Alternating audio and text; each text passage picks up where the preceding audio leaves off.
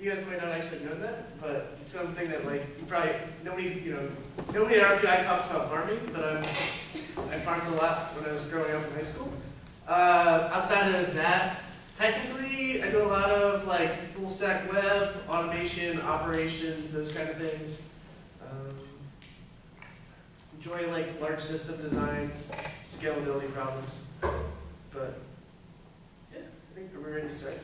Yeah. Sweet. Anybody join? That's a great question. First one here.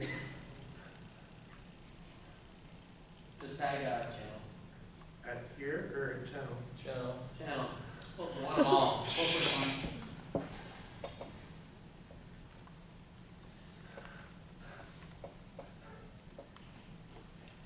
Send it. Screw it. Half of them are us, so it's fine. Kiana. Not even paying attention to what we're doing. I am paying attention. Yeah, maybe we gotta get a no laptop rule. Sharing things random.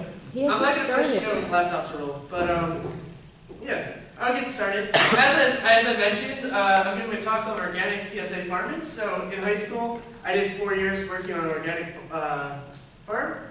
I'm pictured here. If you can find me, good luck.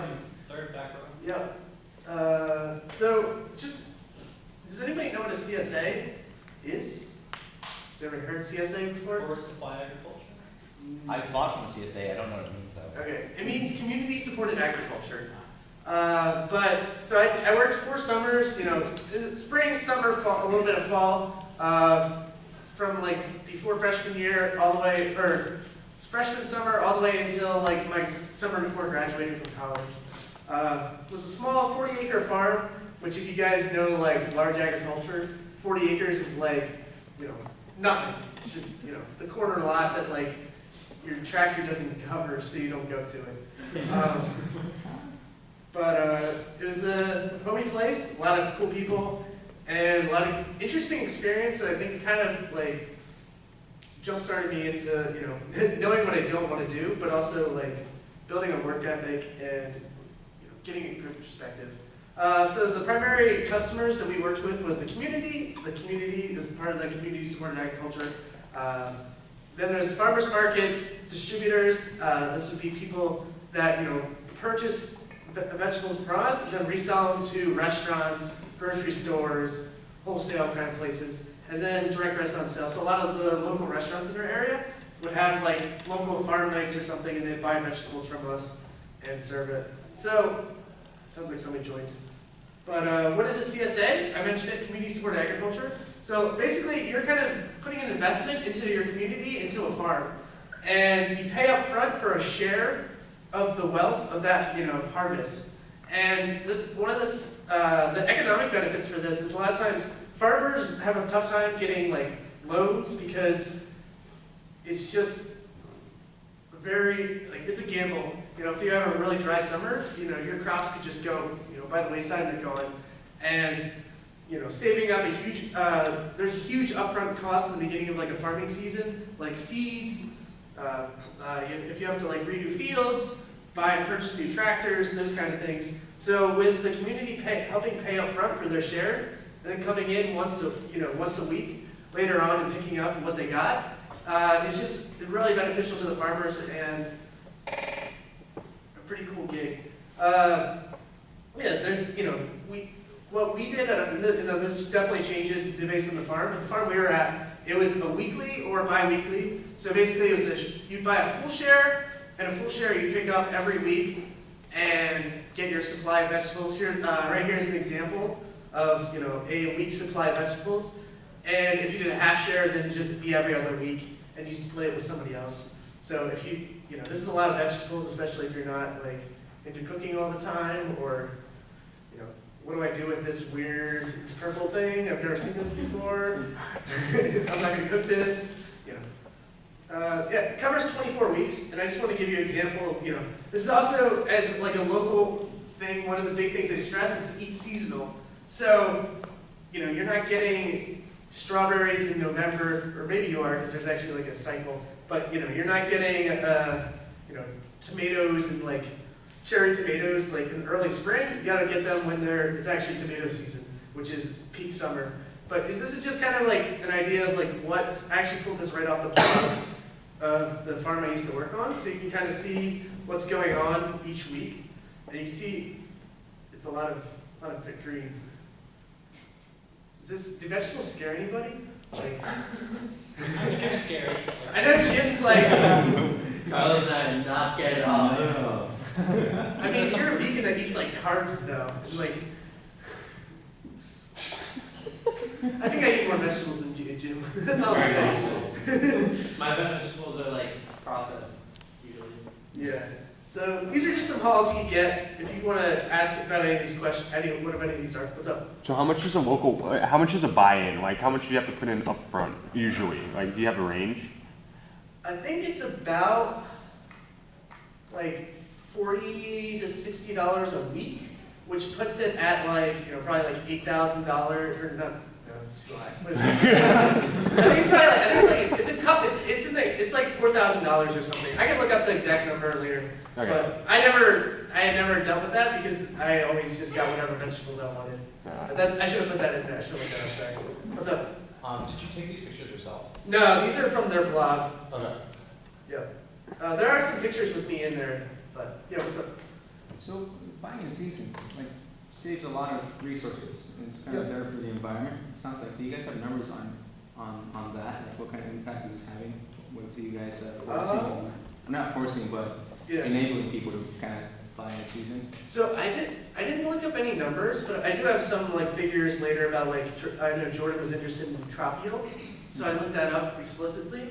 I didn't look into the like sustainability like numbers, but if you think about it, like a lot of times if you're buying like a strawberry right now, it's getting shipped from like Mexico or something, and it was purchased or it was put off the vine before ripe, put in a container, shipped all this way. Whereas this is like we would actually except for like some of the things like garlic or onions, which basically even onions we pick like basically day of, but onions are good for a couple days more.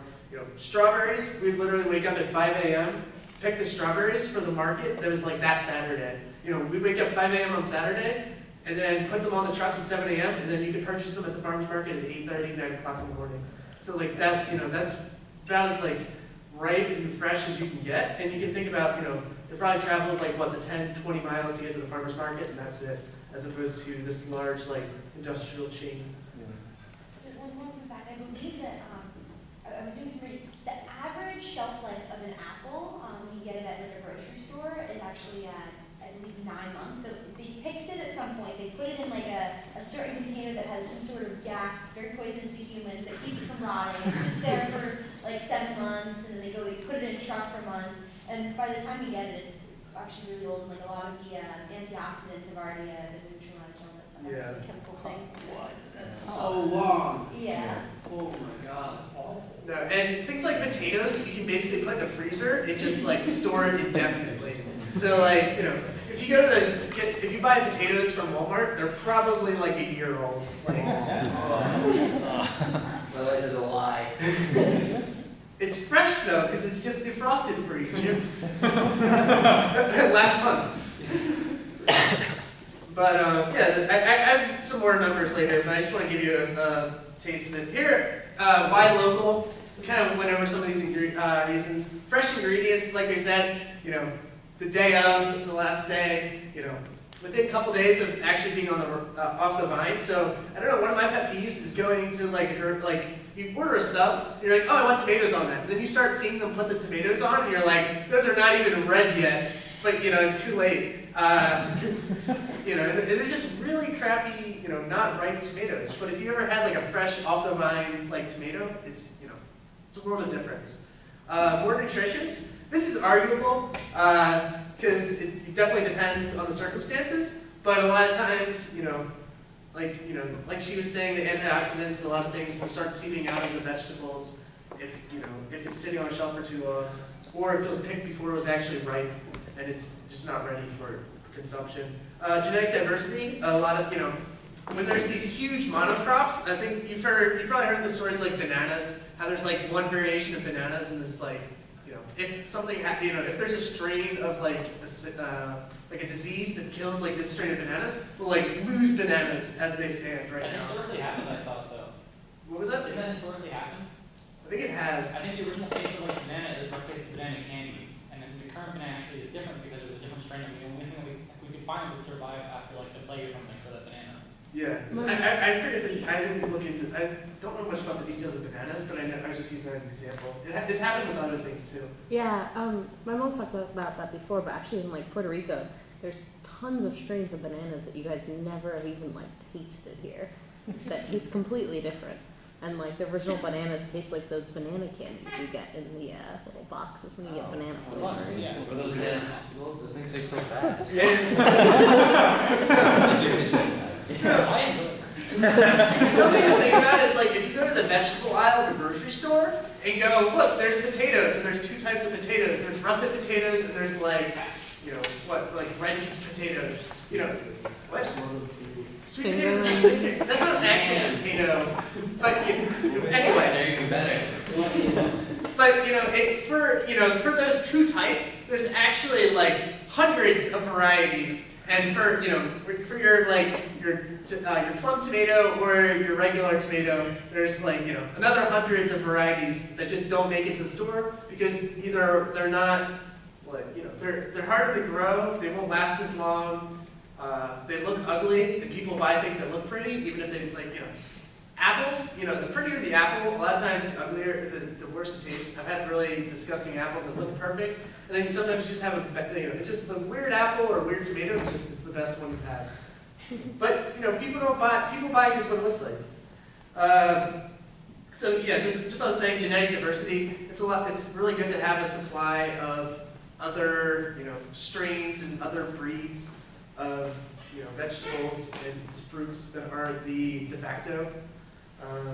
Local community, a lot of times these farms hire in and are, you're driving by and you know that they're not paying like some imported Mexican workers $1 an hour, or sometimes I think it's like sometimes it'll be like a quarter a carton for like picking strawberries, which is like super low salary and really not sustainable for the workers or for the economy of supporting. Open preserved space, and this was big in the county that I grew up in. It was originally a very agriculturally